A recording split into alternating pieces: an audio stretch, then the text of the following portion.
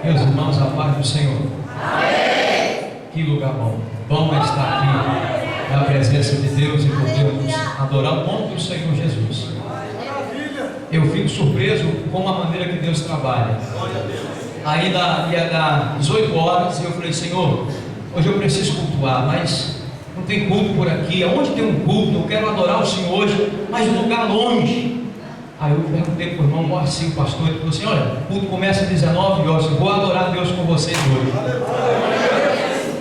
Me arrumei, cheguei ali, e quando eu cheguei da enseada para cá, o Senhor me tomou. Foi uma coisa muito linda dentro do carro. Eu falei: Senhor, estou precisando tanto ouvir sua voz, tanto ouvir sua voz. E quando as irmãs começaram a adorar aqui, esse conjunto maravilhoso, Deus renovou minha alegria na presença de Deus. Depois ainda veio a surpresa de ser nessa noite aqui o palestrante, o servo de Deus, para trazer uma palavra do coração de Deus para a tua vida. Eu quero ser bastante objetivo, é um tema propício. Missões está no coração de Deus, missões é a primazia da igreja. Abra a sua Bíblia no Evangelho segundo escreveu Lucas, capítulo de número 7. Enquanto você abre a sua Bíblia, eu cumprimento aqui a todos, ao nosso pastor Marcelo, toda a igreja, em nome do pastor presidente, pastor José Soares, a nossa humilde congregação da Topolândia. Os irmãos recebam a paz em nome de Jesus. Pastor Marcelo, sem nenhuma demagogia, eu sou fã e admirador do teu ministério. Não é demagogia o que eu estou dizendo. A primeira vez que eu vi o pastor Marcelo sendo usado por Deus foi aqui, quando ele fazia essa cruzada já. Eu era simplesmente um membro de igreja. Eu olhei e falei assim: Deus, um dia eu vou ser igual esse homem. Falta muito ainda. Mas eu digo, já servimos a Deus como pastor, é uma grande conquista. Uma grande conquista. Iniciamos o pastorado com 27 anos de idade. E eu não sei se eu estou ruim de memória, mas se não me falha a memória, esse irmão aqui. Uma época o senhor dirigindo um culto e nós caímos ali na congregação em um culto de varões. Eu era auxiliar de trabalho naquela época. E Deus usou os teus lábios. Disse: vou te levantar como profeta nessa nação. Eu falei: Deus, só o Senhor para fazer um negócio desse. Deus tem cumprido, querido. Estou muito feliz, queridos, muito feliz mesmo. Evangelho segundo escreveu Lucas, capítulo 7. Capítulo 7, um texto conhecido, mas um texto propício para o momento. Capítulo 7 do Evangelho segundo escreveu Lucas, a partir do verso 11, acompanhe comigo. E aconteceu pouco depois ir ele à cidade chamada Naim, e com ele ia muito dos seus discípulos e uma grande multidão. E quando chegou perto da porta da cidade, eis que levava um defunto, filho único de sua mãe, que era viúva, e com ela ia uma grande multidão da cidade.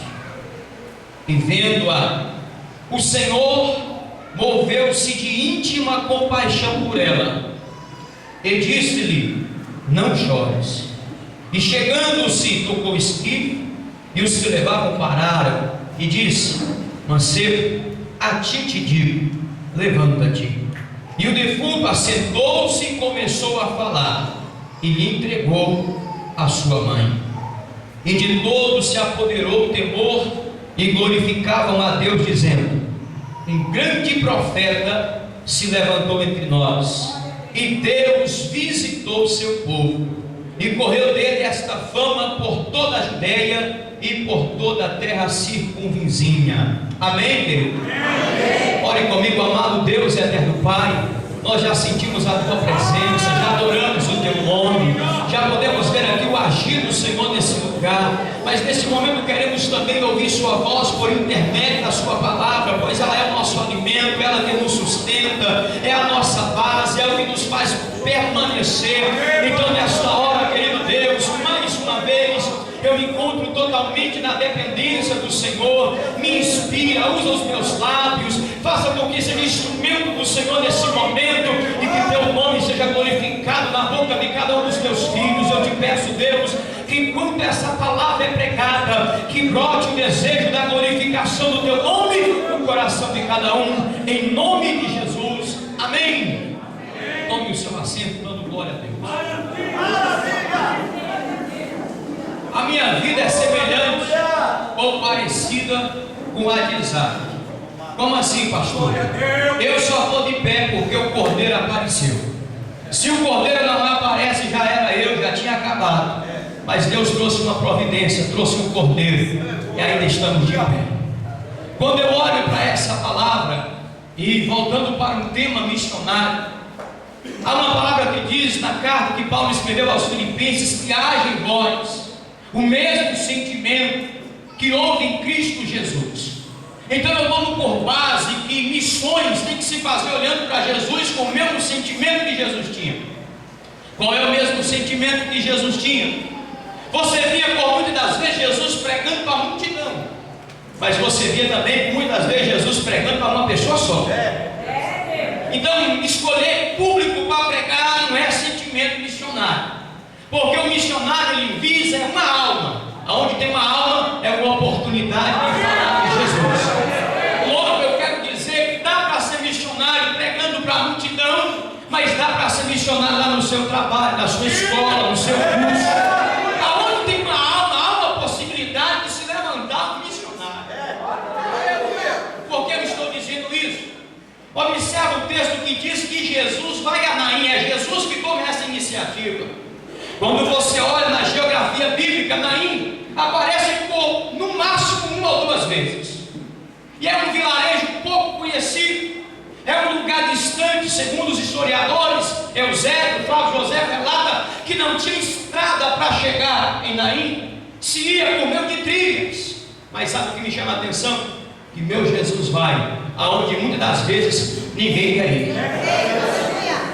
Jesus procura os lugares que muitas das vezes nós não queremos ir, pois Jesus é diferente, querido.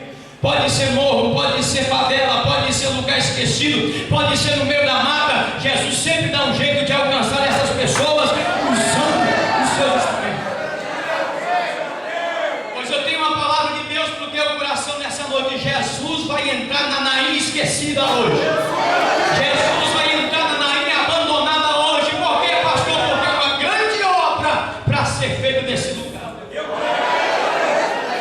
Observa comigo o texto. Eu quero falar de 3 atitudes de Jesus. Primeiro, diga comigo pés de compaixão. Diga comigo pés de compaixão.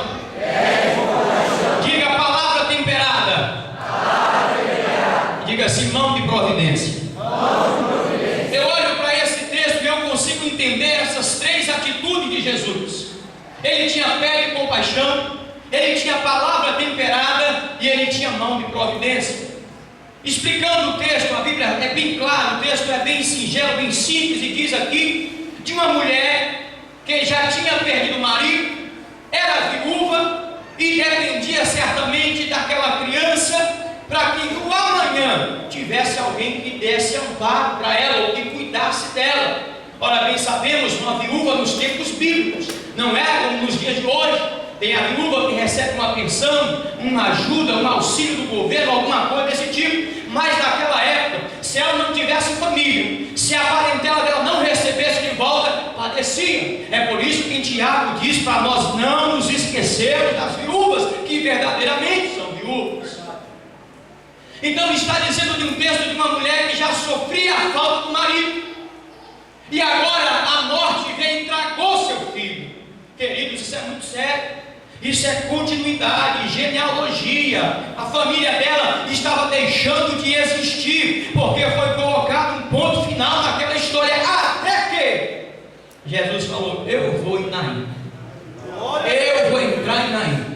Eu não vou deixar colocar um ponto final nessa história, mas eu preciso dar continuidade para ela. Queridos, observa o texto.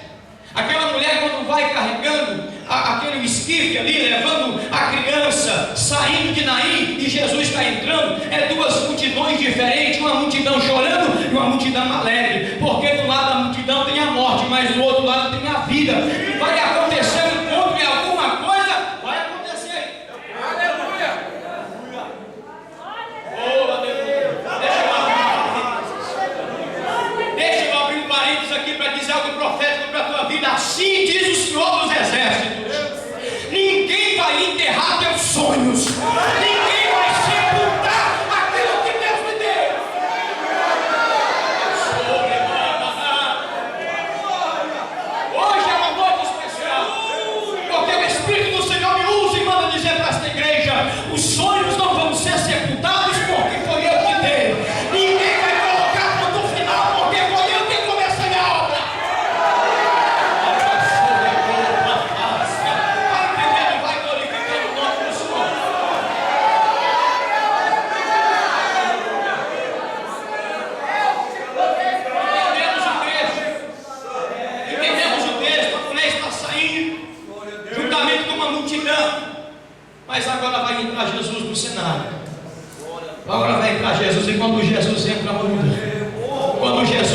direção, as coisas mudam completamente. Naquele dia, o coveiro, coitado, que dependia do sepultamento para ganhar o seu pão de cada dia, você vai aguentar a mão. Hoje você não vai sepultar ninguém. Hoje você não vai ter nada aqui, porque eu cheguei aqui para mudar essa história. Jesus só foi em 3 velórios, irmão, e acabou com os 3. Chegou lá, uma já tinha morrido, não levanta. O povo ficou sorrindo, ele levanta, a criança ressuscitou. Foi na viúva de Naim, ressuscitou. Foi Lázaro. 4 dias depois Jesus gritou: Lázaro, sai para fora, ou venha para fora. E por que ele falou assim? Segundo a história diz que era uma caverna e tinha muitos ali sepultados. Se ele grita apenas vem para fora, era uma multidão que levantava. Então Jesus não, hoje eu só quero Lázaro. Lázaro, vem para fora. Só você vem.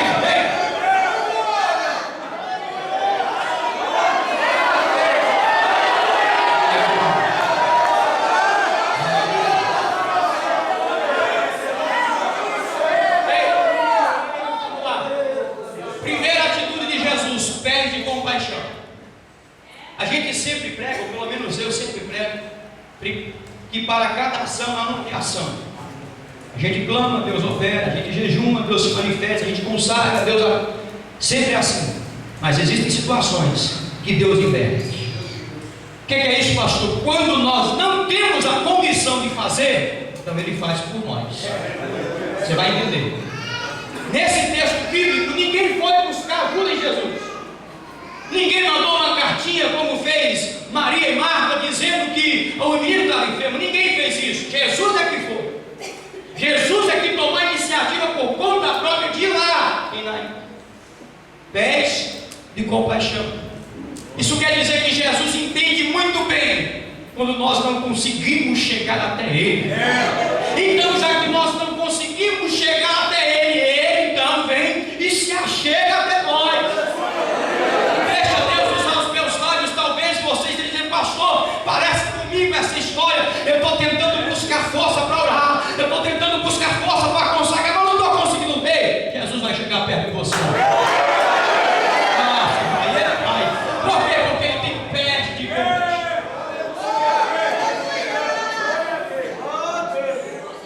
Para você entender o que eu estou pregando, todo mundo conhece a história do moço que ficava lá no tanque de Betesda. Só que existe algo importante por trás daquele texto, pastores. Na realidade, o povo ia para uma festa, e como não podia entrar enfermos dentro do templo, foi criado um lugar para deixar os enfermos. Existe uma história secular por trás disso, que diz que era uma manobra do próprio Herodes, para conseguir atrair o povo novamente para Jerusalém. Então ele edificou um grande, magnífico templo. Diz a história que aquele templo era até maior do que o próprio templo de Salomão, em se tratando de grandeza. E ele falou assim: vamos fazer um lugar para os enfermos. Quem ficar doente vai para lá, e os que tiver são entra para poder fazer os seus sacrifícios. Pelo menos 2 vezes eles tinham que subir ao templo para sacrificar. O meu Jesus fez diferente. Ele falou assim: antes de eu ir na festa, eu vou passar no lugar dos enfermos. Ah, você perdeu a oportunidade. Eu vou para a festa. Jesus dizendo: eu vou para a festa sim, eu vou para o templo, mas antes de chegar no templo eu vou passar aqui nos enfermos, porque eles não conseguem chegar no templo, mas eu posso chegar até eles.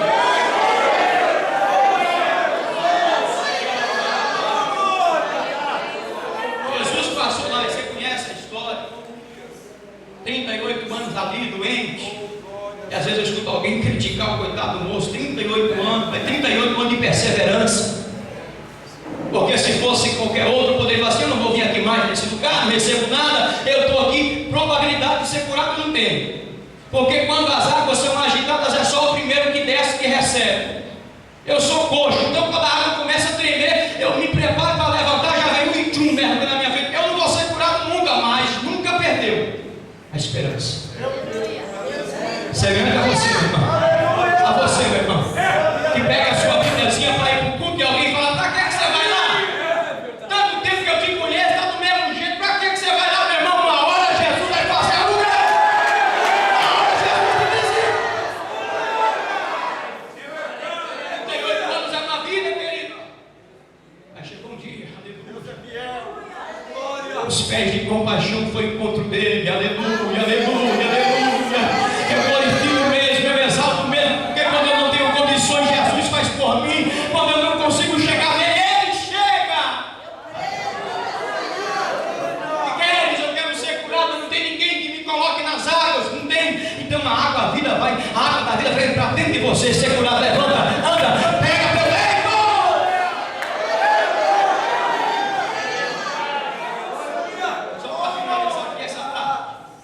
Ele começou deitado, mas acabou de pé. Ele foi carregado, mas voltou carregando. Sabe por quê? Porque Jesus foi ter com ele. Eu não sei se está entendendo a dimensão espiritual do que eu estou te dizendo.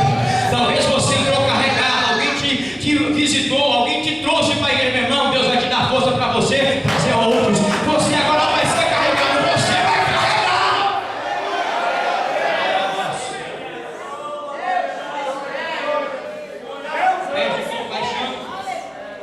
Quem não se lembra da parábola de Lucas capítulo 15?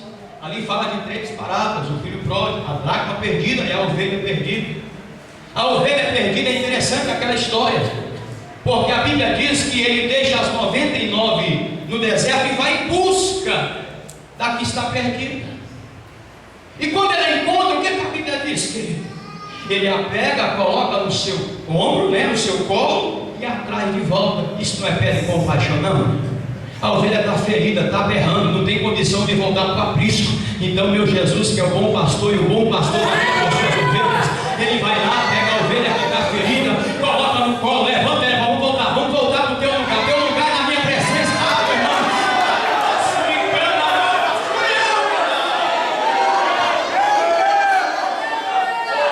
se tem ovelha ferida aqui, se machucou, meu querido, fica tranquilo, porque o Senhor te pega lá nos colos, ele te pega nos seus braços e não vai deixar você morrer ferido. Abutre nenhum vai descer sobre você de jeito nenhum. O Senhor não vai deixar.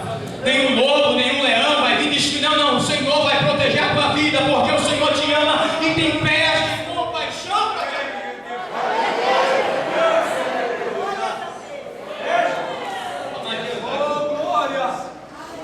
Lábios de compaixão. Porque lábios de compaixão ou palavra temperada. Quando Jesus chega diante daquela mulher, Jesus fala para ela assim: olha, não chores. Meu irmão, parece meio contraditório.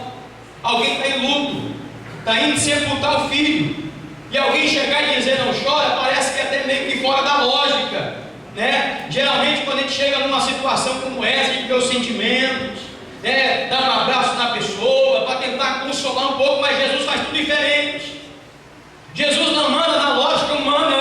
Se você estiver esperando lógica humana para operar de Deus, tu não vai entender nada. Jesus anda totalmente na contramão.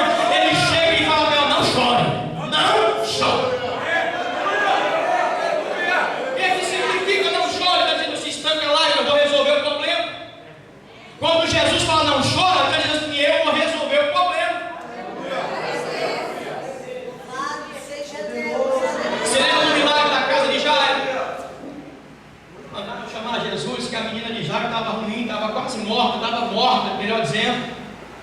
E quando Jesus está indo, você conhece a palavra, diz que entra a mulher que sofria do fluxo de sangue, interrompe. E engraçado que Jairo não se manifesta. Sabe por quê? Porque não tem esse negócio que a bênção vai chegar para o irmão da cá, o irmão de lá, mas vai chegar na tua vida também, fica tranquilo. Se o Senhor de repente resolveu abençoar alguém nessa trajetória, fica em paz. O que Deus tem para fazer na tua casa, Ele vai fazer também.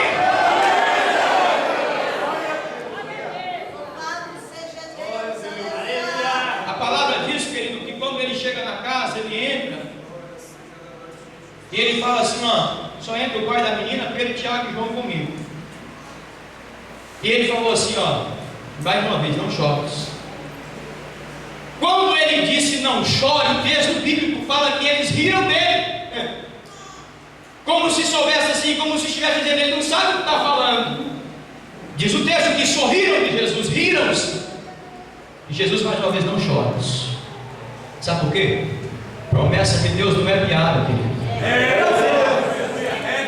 Pode parecer absurdo, pode parecer impossível como para Sara era, mas para Deus não. Então não sorria daquilo que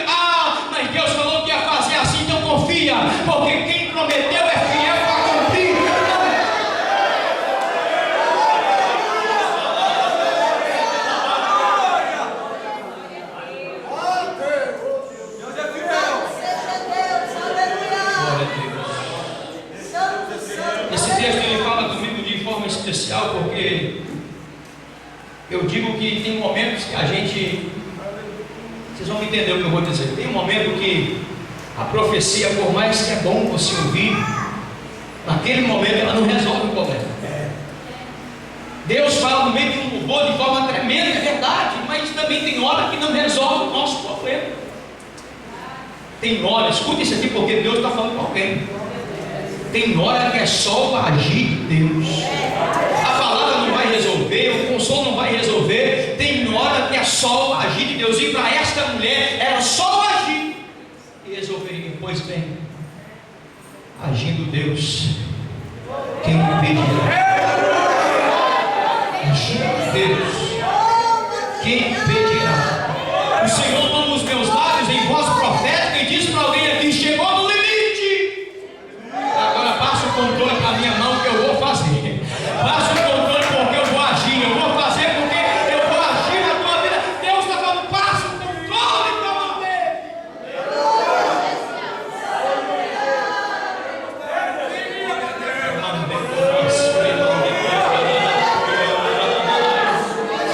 Eu vejo o agir de Deus ao teu favor nessa noite. Não sei se você está me entendendo.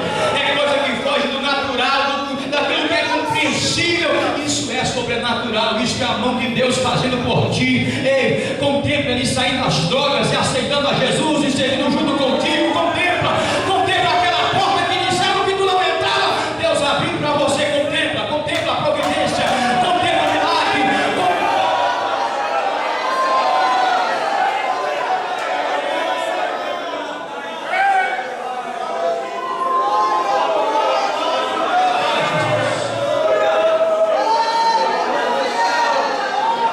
Tem uma palavra de Deus para a sua vida.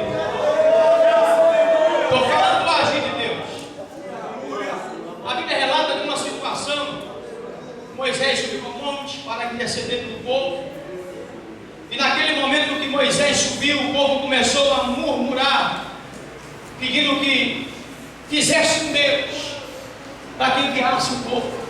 Na ausência de Moisés, Arão cedeu a voz do povo. Eu aprendi isso no meu ministério muito cedo. Nem sempre a voz do povo é a voz de Deus. Porque as mesmas mãos que gritavam Hosana, depois gritam crucifica. Fizeram, Arão cedeu a pressão para agradar o povo. Fez ali uma imagem, um bezerro de ouro, como vocês conhecem. Quando Moisés desce, Moisés falou assim: olha Josué, esse barulho aí no arraial é barulho de festa. E o Senhor mandou eu descer porque o povo pega contra ele. Resumindo a história, a idolatria tinha se implantado no povo. E o Senhor falou através de Moisés para matar os idólatras. Vocês conhecem essa história. Todo mundo que adorou a imagem morreu naquele dia. Mas teve um, escuta isso, é muito forte.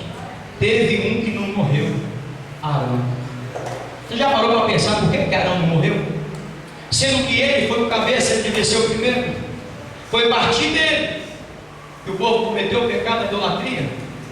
Mas Deus poupou a vida de Arão. Só que leia a Bíblia depois e você vai ver que depois daquele momento, Arão não exerce mais a sua função sacerdotal. Existia uma tragédia lá em Levítico, quando os seus dois filhos, Nadab e Abiú, morreram dentro do templo, porque levaram fogo estranho. Agora aconteceu esse segundo episódio. Vai ver, ele agora estava desmoralizado.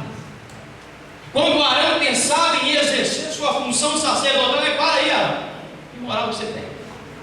Pecou na idolatria, seus filhos foram mortos dentro do templo, você quer ser sacerdote sobre nós?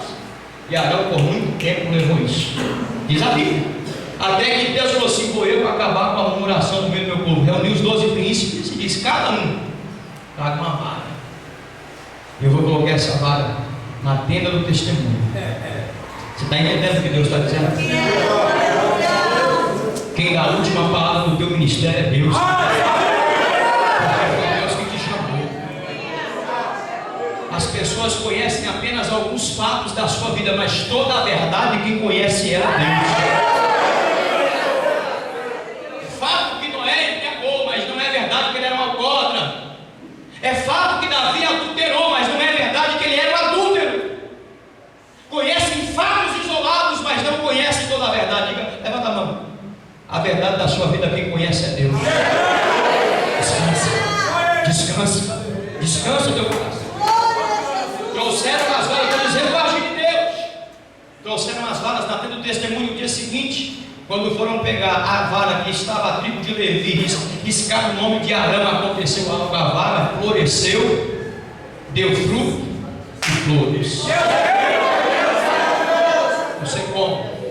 Do dia para a noite, no estalar de dedo, porque o meu Deus é Deus do impossível. Segura, porque Deus mandou eu dizer para você.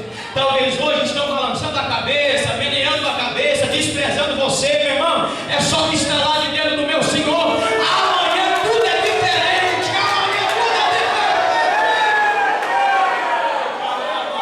Eu estou falando do agir de Deus. Espírito da profecia. Vai ver o agir na tua casa, lá no meio da sua parentela, entre aqueles que zombou e duvidou e até criticou você. Vamos ver o agir de Deus. Vamos ver o agir de Deus. Deixa eu ir finalizando aqui, vamos para o final da mensagem. Diz agora sobre mãos de providência. Eu aprendi uma coisa: o que eu preciso está na mão de Deus. É o meu princípio de fé. O que eu preciso está nas mãos do Senhor. Geralmente a gente conhece algumas pessoas que dizem, eu posso dizer porque alguém já me falou isso, dizendo: tu caiu na graça do pastor, a gente colocou para pastorear lá a igreja. Eu não. O que aconteceu? Você é filho do pastor? Você também não. Aí que negócio é esse? Ele cai na graça de Deus.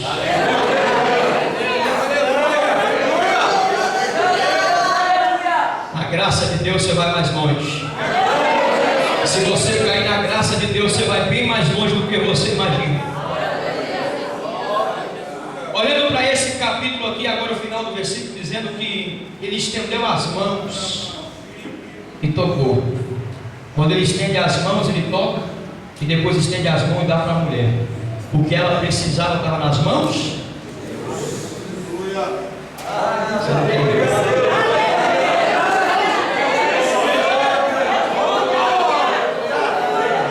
Você veio buscar na mão do pastor, não? O segredo do sucesso do seu ministério não está na mão do pastor, não, não, querido. Está tudo na mão de Deus.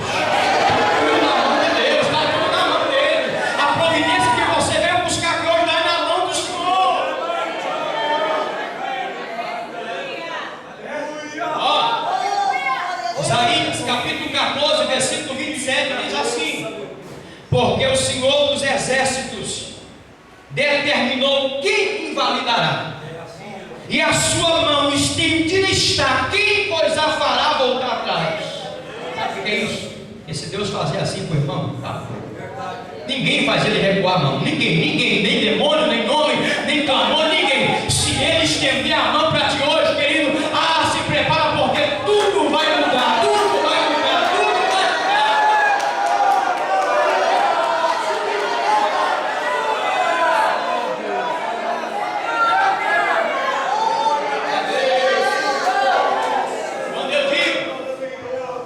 Nós precisamos estar nas mãos de Deus. Eu tenho uma base bíblica para dizer. Existe no Evangelho de João um relato, João capítulo 9, onde fala do poço que era cego de nascença. E de repente os discípulos observando falam assim: quem pecou, esse ou seus pais? Ninguém. Isso é para manifestar a glória de Deus. Você vai entender. Jesus chamou ele, cuspiu no chão, fez um lodo, passou em um tolo sobre ele. Eusébio de Cesareia diz: como os judeus creem que aquele moço não tinha lodo ocular, não tinha esse lodo ocular, tinha apenas o buraco que era cego de nascença. Aí eu parei e fiquei pensando: mas se o homem veio do barro, é feito de barro, então tinha um porquê Jesus cuspiu no chão, pastor. Quando ele cuspiu no chão, ele fez mais um pouquinho de barro. Está entendendo? Ele fez mais uma massa ali e falou assim: tu veio do pó, vou te completar então.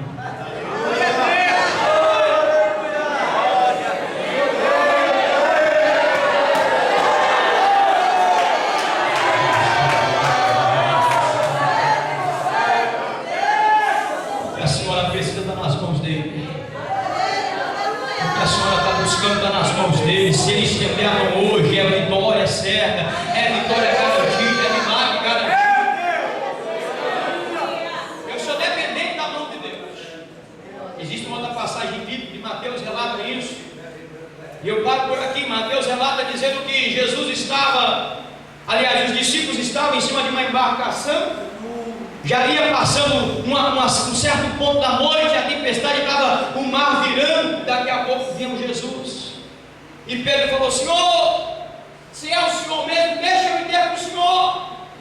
E Pedro disse: vem. Jesus disse: venha. A Bíblia fala que ele tirou o pé do barco e caminhou. Diga comigo: caminhou. A gente fala muito, pastor, que Pedro afundou, mas eu quero enfatizar que ele caminhou. Antes de afundar, ele caminhou. As pessoas têm prazer de falar dos nossos defeitos, mas as pessoas não reconhecem nossas qualidades. Eles falam dos nossos defeitos publicamente, as nossas qualidades elogiam dentro de si. Por Jesus não. Afundou, mas também caminhei. Já tive maus momentos, mas também já tive grandes experiências. Eu só conheci o Pedro que afundou. Vou falar um pouquinho dele aqui, do Pedro que caminhou sobre as águas. Nenhum outro apóstolo conseguiu tal façanha. Nenhum.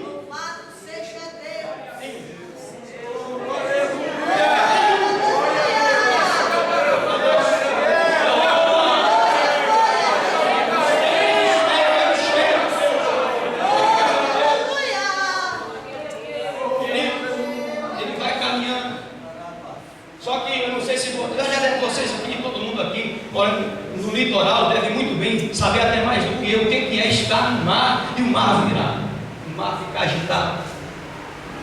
Fui pescar com meu sogro aqui atrás da ilha. Meu Deus, quanto medo eu passei quando o mar virou e aquela agonia toda. Eu falei: vamos embora, sai dessa água, porque o negócio é tenebroso. Eu vou te explicar algo do que Pedro afundou. Enquanto Pedro estava olhando para Jesus, escuta, porque isso é revelação de Deus para a tua vida. Enquanto Pedro olhava para Jesus, estava tudo bem. A gente afunda é quando a gente para de olhar Jesus. Aleluia! Como assim? O mar saiu da horizontal, as ondas. O mar subindo e descendo. Uma hora ele via Jesus, quando a onda subia ele enxergava. Quando ele não via Jesus, batia medo. E ele começou a afundar. Observa para você ver. Se as pessoas não afundam é quando elas deixam de olhar para Jesus. Observa dentro da igreja. Quando começa a ficar observando demais algumas coisas que não era para observar, começa a reparar demais e esquece o foco que é Jesus. O principal é Jesus. A tua visão tem que estar firmada nele a todo tempo. Ele é o porto seguro. Ele é o farol que te guia. Ele é o farol que te guia.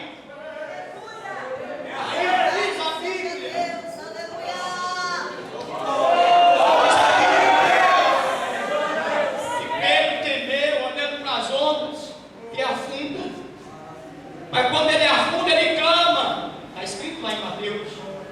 E quando ele clama, a Bíblia fala que Jesus estendeu a mão.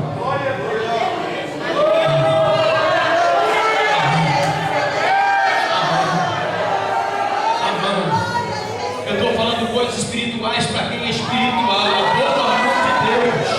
A boa mão de Deus. Ela é estendida para você nessa noite.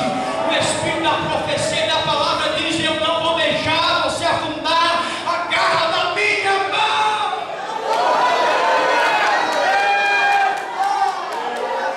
Tirou, pequena, passou, o mar não vai te submergir, as ondas não vão destruir a embarcação.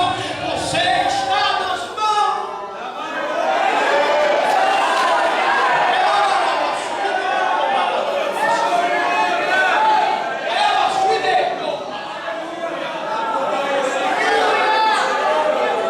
Recebe essa palavra em teu coração. Você serve a Jesus que tem pé de compaixão para chegar perto de você quando você não chega perto dele. Você serve a Jesus que tem a palavra temperada. Ele chega com a palavra certa no momento certo. Você serve a Deus que tem mão de providência para te socorrer em todo e qualquer tempo.